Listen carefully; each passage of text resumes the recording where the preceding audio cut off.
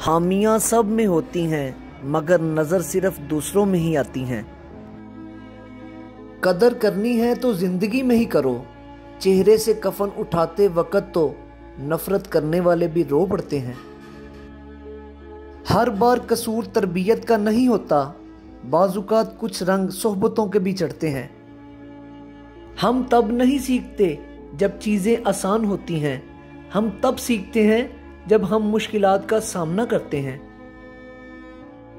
कभी कभी ऐसा होता है कि जिंदगी हर वो चीज आपको लुटा रही होती है जो कभी आपसे छिन गई थी बमुश्किल मोहब्बत के, लेकिन आप बेनियाज हो चुके होते हैं।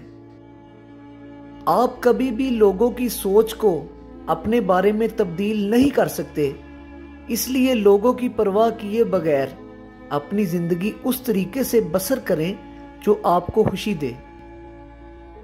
इतनी जल्दी दुनिया की कोई चीज नहीं बदलती जितनी जल्दी इंसान की नजरें और नीयत बदल जाती है। कोशिश करो सब टूट जाए पर वो मान ना टूटे जो किसी बहुत अपने ने खुद से ज्यादा आप पर किया हो। अगर किसी को तकलीफ देखकर भी अच्छे से सो लेते हो तो अपने ज़मीर का जनाजा पढ़ लो, क्योंकि वो वफात पा चुका है। उस इंसान पर भरोसा करो जो तुम्हारी 3 बातें जान सके, मुस्कुराहट के पीछे दुख हो, गुस्से के पीछे प्यार को, चुप रहने के पीछे वजह को। नफ्स एक वो घोड़ा है जिस पर इंसान काबू पा ले तो दुनिया उसके कदमों में होती है। तन्हा होना ये नहीं होता कि आपके पास कोई नहीं है, तन्हा होना दरअसल ये होता है कि सब आपके पास हैं लेकिन आपका कोई नहीं है।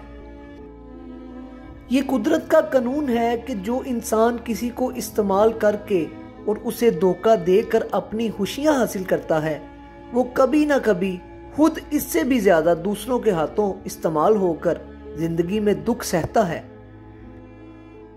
किसी के खामोश रहने का मतलब ये नहीं होता कि उसके पास जवाब नहीं है।